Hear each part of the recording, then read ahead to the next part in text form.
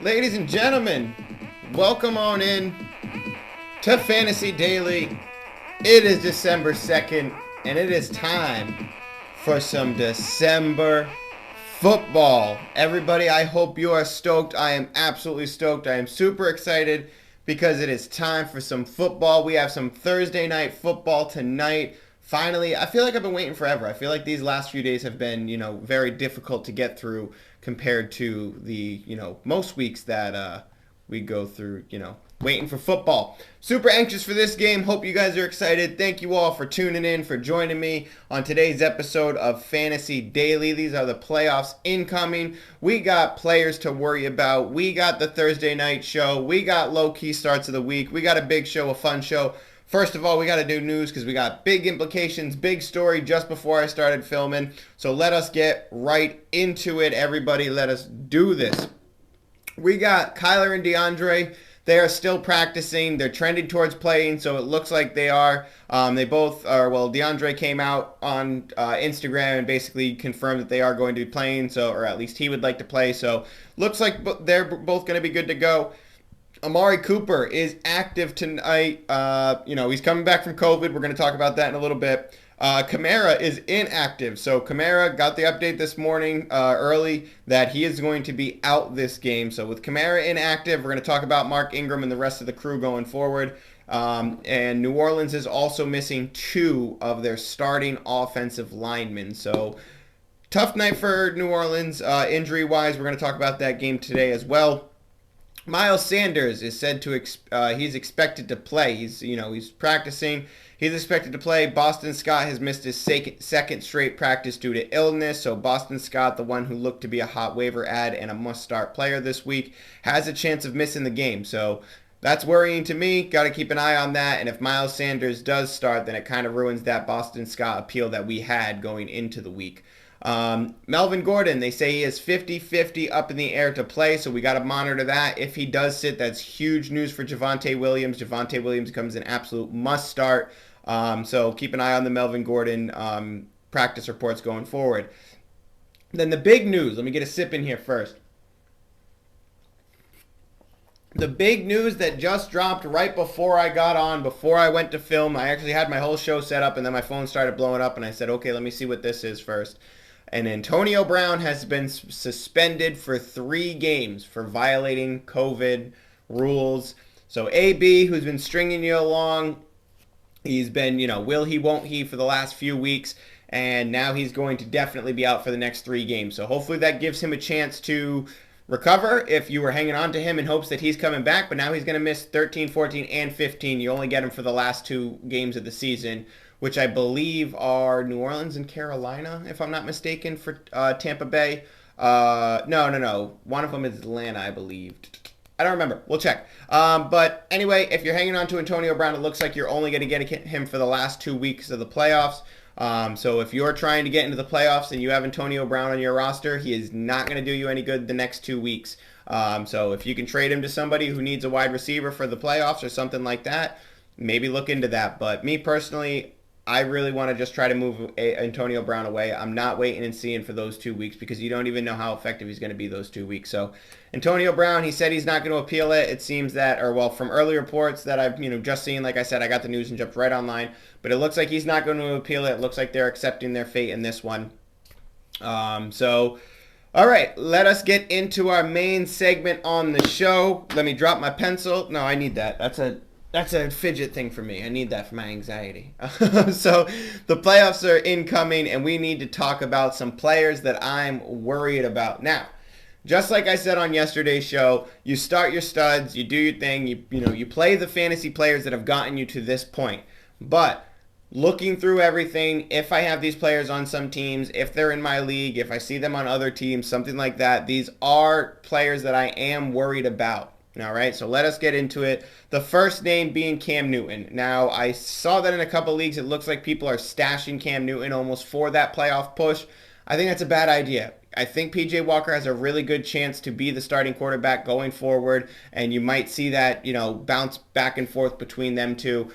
So if you are somebody who's looking at Cam Newton and looking at the schedule, Buffalo, Tampa Bay, New Orleans, you're looking at the schedule like it could be a good passing, good, rushing opportunities for Cam Newton. I don't think you're going to get that payoff that you want. So obviously this is more of a deep league strategy that people are doing, or if they're, streaming quarterbacks every single week, they're hanging on to Cam for that idea.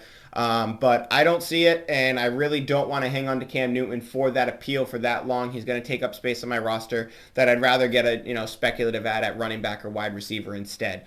Next is Kirk Cousins. Kirk Cousins is the guy that I've been talking about a lot. And while I do like the potential for passing option in these games a lot, I do think that the team is, at a point right now where they have a sense of vulnerability where Kirk Cousins can give you those dud weeks. So Kirk Cousins is probably my top streamer going into the playoffs. I mean, Joe Burrow was that guy at the beginning of the year where, 5, 6, 7 weeks ago we were talking and I said I'd rather have Joe Burrow than Kirk Cousins the rest of the year. This is a big reason why, because even though in those games, Chicago, Rams, Green Bay, they look like stud games. Don't get me wrong. Green Bay, I'm willing to bet that Kirk Cousins is going to be a stud in fantasy that week. But the Chicago, the Rams game, those ones worry me. So if you're somebody who has Kirk Cousins and you're streaming him matchly for the weeks, make sure that you have somebody that you can put in there for those games, because I really don't trust those games. I'm not saying you don't start them. You obviously go off of what's been happening recently and whatnot. But me personally, from looking at the schedule, looking at all things considered, looking at the stats, I don't like Kirk Cousins being my go-to number one quarterback with Chicago and the Rams and Green Bay. Green Bay is a smash matchup, but I am worried about Chicago and the Rams for those 2 weeks, and those are important weeks because you can't get to the championship week if you don't make it through the other two. The next one is going to be the one that we're talking about, that everybody's kind of been talking about and worried about, and that's Russell Wilson. Now, Russell Wilson, a lot of people might be looking at Russell Wilson as here comes the bounce back because that schedule looks great. Rams, Chicago, Detroit. I get it. I like the schedule, but there is a fundamental problem in Seattle where they really can't get anything right. And Russell Wilson's suffering from that. The whole team's suffering from that. I still love Russell Wilson, but this right here, the team just looks massively uncoordinated right now, and I don't want any piece in that. So Russell Wilson, to me, if you have him and you've been starting him up, you know all about the disappointment, and you really should be looking at somebody else to start for those weeks. Unfortunately, it can't be Kirk Cousins because it's the same exact schedule the first 2 weeks, except they swap Chicago Rams and then Rams Chicago for Russ. So it's a tough one, but the way that Russell Wilson's been playing, I really don't want to trust him in my fantasy playoffs, and I hope I have a pivot or something better that I'd rather play going forward for those weeks. The QB that I have for last, for players to worry about, nobody's going to like me for this. Nobody's going to like me for this. It's Patrick Mahomes. He plays the Chargers, he plays Pittsburgh, he plays Cincinnati. That's not an easy schedule for Patrick Mahomes to be playing. So I love Patrick Mahomes. We've seen the struggles. We've seen the struggles even when Kelsey and Hill have a good week, have great weeks. But Patrick Mahomes, those last 3 weeks, I'm worried about it. Now, they get Chargers, which is a division game in week 15, so that's pretty good. He should be okay in that one. But these weeks, man, I'm telling you, I'm super worried about Patrick Mahomes. You're starting him. But I really just want to put it out there now that I'm a little worried about Patrick Mahomes in these games going forward, especially with the way that the team's been looking. Hopefully they come back this week after the bye looking, ready to play. But I don't really want to dive into a million different reasons why I could love Patrick Mahomes and why I could hate Patrick Mahomes, for fantasy that is. But I'm worried. I'm definitely throwing up a yellow flag. I had yellow flags over here somewhere. Where'd they go? They're over there somewhere. I'll get them a different time. But this is just me trying to throw up my yellow flag and go, maybe if you can trade Patrick Mahomes on the name for a lesser quarterback and, a running back, wide receiver, something like that. I've said it for a couple weeks. I absolutely would. But this schedule worries me. The way that the teams look lately worries me. And I want that consistency at quarterback, especially if I have a name like Patrick Mahomes. So if I can trade him on name, if you guys somehow still have trading open, or if some of you still have trading open, then I would explore that. On to wide receivers. The first name, y'all are going to like me for again. And I get it. And you're going to start him. You have to play him. But what I'm saying is that if I have him and I am the manager, I'm a little bit worried while I'm watching, the games and everything and the way that the team has been playing, I'm worried. It's Stefon Diggs. He gets Carolina and New England week 15 and 16, and that's just not great. He gets Atlanta week 17, which is amazing, but Josh Allen has been hit or miss. He's had a lot of the last few weeks have not looked good for this team. They're getting beat up in games that we didn't think they'd get beat up in. So Carolina and New England, the first 2 weeks of the playoffs for Stefon Diggs, that's a bit of a concern. Like I said, you're starting him in those weeks, but if you can cash in right now and you can afford to trade Stefon Diggs for a big package in return, I might, especially if I'm trying to bulk up for the playoffs, because I really don't like those first 2 matchups. I really, really don't. If you have them, you're starting them, but if you can cash in, then for something that you're confident in and you like the schedule in, or if you like the targets in, go ahead. Because I even said at the beginning of the year, Stefon Diggs, this isn't any week he could disappear because Josh Allen wants to spread around the ball to Dawson Knox, to Cole Beasley, to Emmanuel Sanders. So it's worrisome for me. It's definitely worrisome for me to say Stefon Diggs. Look at Stefon Diggs and see how he has that schedule. So I traded him at the beginning of the year because of the implication that Josh Allen's going everywhere. And looking at this schedule, looking at what the team's been, Stefon Diggs definitely raises concern for me. So if you can cash in, you might want to. Second on my list is Michael Pittman. Now, Michael Pittman has been disappointing the last few weeks, and I really don't see that trend anytime soon. I hope this week he should have a great week. He plays against Houston. Carson Wentz, we'll talk about him in a little bit, spoiler alert. But I really, really don't like this schedule for Michael Pittman. New England, Arizona, Las Vegas. These are games they're really going to lean on Jonathan Taylor, and Michael Pittman's going to be few and far between. So if you can somehow move Michael Pittman off your team in a package trade right now, right before the playoffs, do it. If you have him, you're going to be worried, especially those first 2 weeks, and even Las Vegas is not a great matchup. So Michael Pittman has an absolutely brutal schedule that I really feel like they're going to lean on Jonathan Taylor a lot with. And subsequently, Carson Wentz has an absolutely brutal quarterback schedule as well, but I didn't put him in the list because you should be worried about him regardless. He's a streamer. My next one, it sucks to say. It really does suck to say, but it's Terry McLaurin. I just don't care for the inconsistency in this playoff schedule, Philly, Dallas, Philly, for Terry McLaurin. Those 2 division games late in the year. Oh, man, you're still going to start them. Like I said, you're still going to start these guys, but if I can somehow move Terry McLaurin and somebody else to get, a higher-end guy, I absolutely would. So Terry McLaurin, I have him in one league, and I'm looking at him going, you could absolutely give me 6 points, 4 points, 8 points. You could absolutely kill me the last 3 weeks of the year. So I'm looking at Terry McLaurin right now. I'm looking at the matchups that he's going against. I'm looking at the consistency of his targets on the team, the way that the team plays, and it doesn't look good. It doesn't look good. I like Logan Thomas later on in the year, but that's more schedule based than anything. I do think that, Logan Thomas helps Terry McLaurin in a little bit, but the way that this team plays right now, the way that they played against Seattle, I don't like the look of the way that Washington can utilize Terry McLaurin the way he needs to be utilized in order to return what you expect him to be as a fantasy superstar in fantasy. So I'm very worried about Terry McLaurin. The next one, Brandon Cooks. Let's talk about Brandon Cooks. Jacksonville, Chargers, and San Francisco. He gets Jacksonville week 15, which is pretty cool, but 16 and 17. He plays the Chargers in San Francisco, and I am super worried about those matchups. So basically, wherever you were keeping Brandon Cooks and you want to keep starting him every single week, I get it, but I think those last 2 weeks are absolutely nightmare matchups for Brandon Cooks, and I really want to try to avoid playing him in those matchups if I can. But you're probably going to get bullied into playing him in those weeks, especially where he's been on your lineup. So if you can somehow make a pivot or a trade or grab something for those 2 weeks off the waiver wire, if you were able to scoop up a Van Jefferson, I know it's a few weeks away, but I would already rather play Van Jefferson than Brandon Cooks in those last 2 weeks. So we'll see where it rolls from there and who you're able to get and whatnot. But Brandon Cooks for sure is one of the players that I'm really looking at going, I'm very afraid of having this player on my team come championship week and week 16. Next is Jerry Jeudy and Cortland Sutton. Now, this one is going to be purely matchup based because they have an absolutely brutal schedule. They have Cincinnati, then Las Vegas, then the Chargers. That's a brutal schedule. Teddy Bridgewater's been banged up. His backup is not going to be better for the wide receivers over there.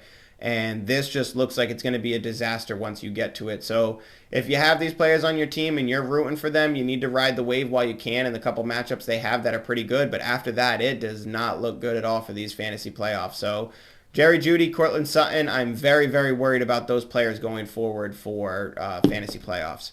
The next one that I'm worried about is Hunter Renfrow. Now, I'm not dismissing Hunter Renfrow. I actually kind of put him in here as like a bonus ad, but I do feel like Hunter Renfrow is the kind of player who can absolutely, whoops, I just smashed the mic. Sorry, YouTube listeners.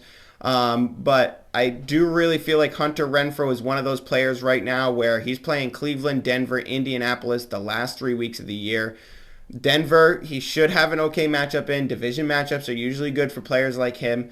He should soak up a lot of targets in that one. But I do think that Bryan Edwards gets more involved once the season progresses or once they get down to that stretch. And I do think that once Darren Waller is back, it helps out Hunter Renfrow. But I'm very worried about Hunter Renfrow down the stretch as far as trap game goes, where it looks like you want to play him and then he gooses on your team. So keep rolling out Hunter Renfrow, keep playing him, but I am a little bit worried that he's a little bit too good to be true on this, in this the schedule and towards the end of the year and targets and everything like that. So Hunter Renfrow, I'm very scared about consistency. I'm very scared about if he's able to be that guy that he's being right now in those 3 matchups. So we'll see where it goes from there. Like I said, where it depends on, I actually do want to see, while I have a moment, what happened to,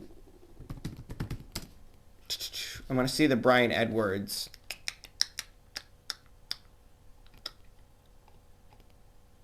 Bear with me here. See, this is why I need a co-host on these shows. So while I can do these things while I'm thinking and trying to put my thoughts together, I don't just spew out information. Yeah, so he had that the one target against Dallas. He's on there for 72. And I really just don't think that Bryan Edwards disappears on this team when you saw him heavily utilized in the beginning of the season. So once the team opens up a little bit more, I really do like the way that the team uses their wide receivers. It just kills the consistency at for Hunter Renfrow when it comes to later on in the year. So for me personally, I'm scared of him. I will keep starting him, especially the next few weeks, but I am scared of Hunter Renfrow in the long term and when it comes to those later on games that look really, really appealing. Moving into running back. My number one running back that I am afraid of. And I talked about it a little bit. I talked about it on the waiver wire show. So if you didn't check out that show, this will probably be new to you. I'm really, really afraid of Chuba Hubbard. I think that people are grabbing him. He's going to be the one. He's going to be the workhorse, yada, yada, yada. He's not Christian McCaffrey. And at the beginning of the year, when you were using him, he had favorable matchups. The last 3 weeks of the year, he gets Buffalo, Tampa Bay, New Orleans. Those are brutal. I don't think there's anybody else with a more brutal playoff schedule than Chuba Hubbard. So Chuba Hubbard, he might look appealing as far as being the workhorse back for the Carolina Panthers now that Christian McCaffrey is going to miss the year. But that playoff schedule is absolutely brutal. So you really need to temper your expectations on what you just grabbed from the waiver wire, whether you had them, whether you've been waiting on them. But they're really, I doubt there's a more brutal playoff schedule than what Chuba Hubbard's about to go up against. So if you got him, use him next week against Atlanta, and then be very afraid. Be very afraid. Josh Jacobs. He's playing Cleveland, Denver, and Indy. I'm going to roll this right back into the Raiders conversation where the inconsistency on this team, the fact that these 3 running backs, the fact that they continue to use 3 running backs, Kenyon Drake, Peyton Barber, I'm really worried about Josh Jacobs. It might look appealing, especially after last week, but I do think that if you have a trade option this week, you trade away Josh Jacobs right now because I really don't like those matchups. And even if it were to look like a good matchup, it's probably a trap for Josh Jacobs. So I'm very, very afraid for him. Damien Harris, Ramondre Stevenson, the New England running backs. They are playing against Indianapolis, Buffalo, and Jacksonville the last 3 weeks of the year, which is a very, very tough schedule for them. But not only that, it seems to continue to be a toss-up between the two. Ramondre Stevenson is the clear 2, okay? Damien Harris is the 1. Brandon Bolden gets his touches or whatever, but this is the same New England backfield that we've been constantly seeing, except Damien Harris has had a little bit more value. But You constantly see it, the rotation in the backfield, the inconsistency. I really don't want to trust it on my playoff team. So New England backfield's one for me to avoid. All right, I want to try to speed this up a little bit. Latavius Murray, Devontae Freeman, they all have Green Bay, or both of them, Green Bay, Cincinnati, and the Rams. The Ravens, running comes from Lamar Jackson. This is probably going to be a heavy passing schedule for them. They're going to have to play hard against these teams in order to get the win. So I really don't like the running backs. I don't like that there's going to be two of them once Latavius Murray returns. I don't think Devontae Freeman's going to be the player that we hoped he would be. And it seems to be the same old song and dance in Baltimore for the running backs. Clyde Edwards-Helaire. He gets the Chargers, Pittsburgh, and Cincinnati. I think that is a very, very appealing schedule for Clyde Edwards-Helaire, but I'm going to rope this in with Kansas City, and what I've talked about is that this team does not look like the team they were. So Clyde, you can play in certain weeks, but like I said, for the last couple weeks talking about Clyde, I think his ceiling is really like 15 fantasy points to 20 fantasy points on a really good week, and his floor is as low as 3 points. So Clyde Edwards-Helaire to me is a massive, massive red flag going into these fantasy playoffs. 3 tight ends for you real quick. Kyle Pitts. Obviously, Atlanta has not been using Kyle Pitts the way we hoped. I said at the beginning of the year, I do believe that we're 1 year off from Kyle Pitts being the guy. So hopefully next year when we're talking about tight ends, I'm really into Kyle Pitts. But this was almost expected this year. I expected a little bit more out of him, but this has been super inconsistent. He's been, pretty disappointing. So he gets San Francisco, Detroit, and Buffalo in the fantasy playoffs. Brutal schedule. I think you're going to be really upset if you have Kyle Pitts going into the fantasy playoffs and you're expecting some kind of surge out of them. Atlanta's been super disappointing. I don't expect Calvin Ridley to come back at any point in this year. So this player for me, Kyle Pitts, these 3 teams he's playing against, definitely worrying. The next one, Dalton Schultz. He gets Giants, Washington, and Arizona, which is actually a really brutal playoff schedule for tight end. And I do believe that once, whether Zeke or Pollard, whether it's a 1A, 1B situation, Cooper and CD are back, I do believe that Dalton Schultz is going to be the touchdown-dependent tight end during those playoff stretches. So if one of the players is out, like if Mari Cooper's out, Dalton Schultz becomes effective. If Zeke were to miss time, I think Dalton Schultz becomes more effective, where the team really starts passing a lot more instead of rushing. So with Dalton Schultz, I'm very worried about him going into these fantasy playoffs. The next is Dawson Knox. Last is Dawson Knox. He gets Carolina, New England, Atlanta. Obviously, he gets Atlanta the last week. That's pretty cool. But the first 2 weeks are brutal. We've been talking about how, much Josh Allen can throw around the ball, how inconsistent Josh Allen's been, and Buffalo has been super unpredictable. So Dawson Knox definitely fits in that category for me as far as somebody that I'm worried about. All right, moving on. Let's get into Dallas at New Orleans. I get a chance to play my game breakdown, so I'm going to do it. Sip time. All right, we got Dallas at New Orleans tonight, and like I said, guys, I am super stoked for this game. I've been waiting all day. I can hardly wait anymore. I don't even know what time it is because I got all my different screens up. Nothing has a time on it, but I'm stoked. Let's get right into it. Dallas at New Orleans. New Orleans, the #1 rush defense so far of the year, which is going to give us a lot of concern for the running backs. But let me ease your mind here a little bit. Dak Prescott, I'm going to play him. I'm going to put Dak in. I liked what I saw out of Dak last week. I like the fact that he's probably going to have to pass a lot in this game, so I think Dak is a really, really good start. If you need a spot start and you got Dak, you're going to be super stoked tonight, I believe. So I'm excited for you if you got Dak. I think he's going to have a great game. Zeke.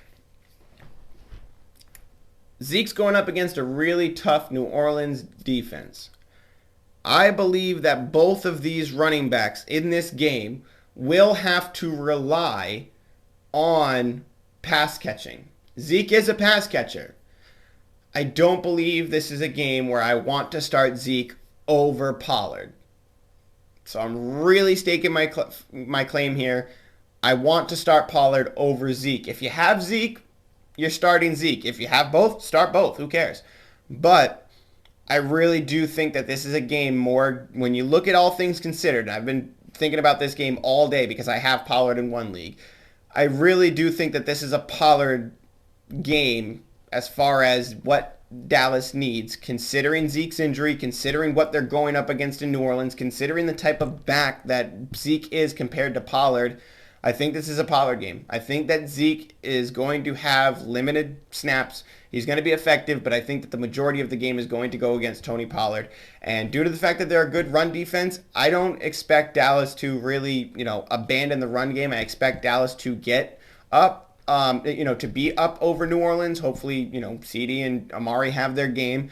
But I expect that by the end of this game, you're seeing a lot of Tony Pollard. Screen passes, checks down to the outside. I think that you're seeing a lot of Tony Pollard late in this game, third, fourth quarter. He's running the game out because New Orleans is just an absolute mess. So I like Pollard a lot. You're still starting Zeke, but I really do like Pollard in this one. CD's in for sure.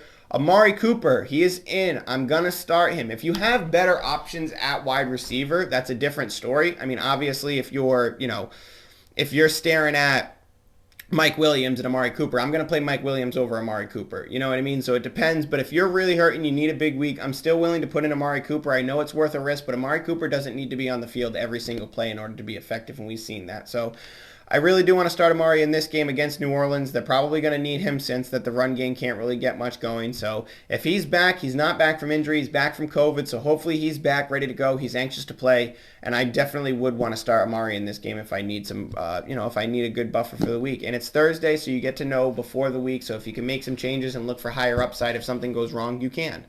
Dalton Schultz, you could do much worse at tight end. So if you have Dalton Schultz and you're trying to capture a touchdown or two or, whatever, the same magic from last week, I don't hate it. There's a lot of other worse options out there for tight end this week that we discussed on the waiver show. So I like Dalton Schultz. You could start him this week. Michael Gallup, he is actually a sneaky start for me. I do like Michael Gallup in this game because I do think that Amari Cooper is going to see limited snaps, but Michael Gallup's still a stud. So I think that Michael Gallup could be a sneaky start in this one, and Cedric Wilson as well is out for the game.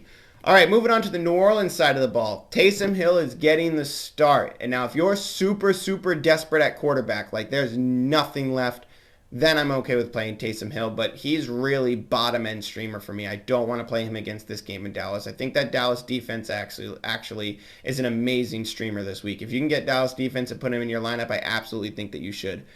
Kamara is out for this game. Ingram, for me, is a fire-up starter in this game. I know that a lot of people are talking about Taysom Hill taking away opportunities from Mark Ingram. I don't see it. I think Dallas is going to be fully aware, and they're going to be all over Taysom Hill. Mark Ingram's going to be able to catch a lot of passes, 5-6 passes, something like that. So I really like Mark Ingram. I think he's going to be super involved. I think he's going to touch the ball a lot. So I like Mark Ingram in this one. The Saints wide receivers, we really don't need to say much more than we say every single week. It's super inconsistent. It's a crapshoot, and I don't want to touch it. Same thing with Nick Van App. Moving on. Let's get into the low-key starts of the week because this is the last segment. And obviously, from what you just heard me say, I think that Dallas is going to beat New Orleans up tonight. I hope they do. Let's get right into it. The low-key starts of the week, and I got to pay some love to my man who I said sit last week, and he said, in your face, Nate, I'm having a good week. I'm doing my thing. I'm putting some touchdowns on the board. I'm not just giving it off and running it off to my man who's a beast and letting him run it into the end zone. I'm doing it this week because I watched Fantasy Daily, and I heard you say put me on the bench. I don't like that. Carson Wentz this week against Houston, I believe, is a great start. Obviously, I'm attacking the matchup, but I like Michael Pittman to come back on a bounce-back week this week. And I like, obviously, Jonathan Taylor. The other wide receivers seem to be effective, 2 to 3 plays a game that when it's crucial. But I like Carson Wentz in this game, so I think that Carson Wentz is a good streamer in this one. Wide receiver, Rashad Bateman versus Pittsburgh. It's a division game. I hate the running backs. I believe it's going to be a high-scoring affair. I love Rashad Bateman. I see him on way too many benches. I'm going through my leagues, and I see everybody benching Rashad Bateman. I don't agree. I think it's a great week for Rashad Bateman, and you should fire him up. My next wide receiver, we already talked about, that's Michael Gallup. People on Spotify, podcast, wherever you're listening, you're about to get cut off from the 29-minute mark. So I apologize if you need to hear the rest of my low-key starts. We got 5 players left. Check me out on YouTube. And if you're on YouTube, subscribe. Follow me on TikTok. All that good stuff. Check out the description below for all the links in that. Getting back to it. Wide receiver, we got Michael Gallup. While Cooper is in, We're not sure at what capacity. You heard me talk about it on the breakdown part of the game. I really like Michael Gallup in this matchup. I think he's a sneaky start. So if you really have wide receiver concern, you're hurting at wide receiver, and he's on the waiver wire, if he's on your bench, I think you could do worse. And like I said, it's the Thursday game, so sometimes I like to see what I can, put in my lineup on Thursday. That way I can prepare more for Sunday, whether or not I need a buffer or a higher upside, something like that. So I like Michael Gallup in this one. My running back start of the week, my number one running back start of the week, and I'm only saying this because so many people have asked me questions. Would you rather start this player or this player? And to me, it's a no-brainer. This player is an absolute must-start, needs to be in your lineup every single week from now until the rest of the season, and you draft him high next season. Everybody, it's Elijah Mitchell playing at Seattle. Seattle is abysmal against running backs. The only team that's worse than them is the Jets, and it's not really that far apart. Seattle is brutally bad against running backs. Elijah Mitchell is going to feast in this game. No more Deebo Samuel for the next 2 weeks. That was a weird way to say that. Deebo Samuel out for the next 2 weeks. He was taking some carries away from Elijah Mitchell, and Elijah Mitchell still balled out. So I love Elijah Mitchell this week. You have to fire him up. Running backs. We got Tony Pollard. You guys heard me talk about him. Like I said, I think this game is just geared for him. It looks like a game that's just tailored and cultivated, curated just for Tony Pollard. So I really, really like Tony Pollard in this game. I do expect him to be involved quite a bit. So let's hope that's the case. Let's hope he's in garbage time getting you quite a bit of points. Tight end, we got Pat Freiermuth. Now, I love him going into this week. I was a little bit nervous because they put him into concussion protocol. He's practicing. He's going through the stages. He looks like he'll be cleared for Sunday. So I like Pat Freiermuth a lot. And obviously, he plays on Sunday, so you have a chance to pivot if you need to, if he's announced in the morning. If he's announced out in the morning. Defense, we're going Miami. They're playing against the Giants, who might be without Daniel Jones. They're probably without Sterling Shepard again. The team looks like a mess without wide receivers. Saquon Barkley really can't get it going, even though I do like Saquon Barkley this week to have a good week. I think that Miami's a great defense to start. So, yeah. So go ahead. If you need them, start them. I love them. And I actually like Miami. If you guys missed the show last week, I really like Miami rest of season when it comes to their playoff schedule. I think that their playoff schedule is a little misleading. They're playing some quarterbacks that are pretty vulnerable, so they should have a really good end of season. Ladies and gentlemen, that is it for today's episode of Fantasy Daily. Thank you so much. Thank you. Thank you so much for tuning in, everybody. Have a good one. I will see you all tomorrow for Friday's show, which is just going to be a delight because they're all delightful. They're all so much fun. Thank you so much, everybody. Check out all the links below and stuff. Follow me on TikTok. I'm going to go live tonight before the game to answer some questions. Take it easy, everybody. Love you.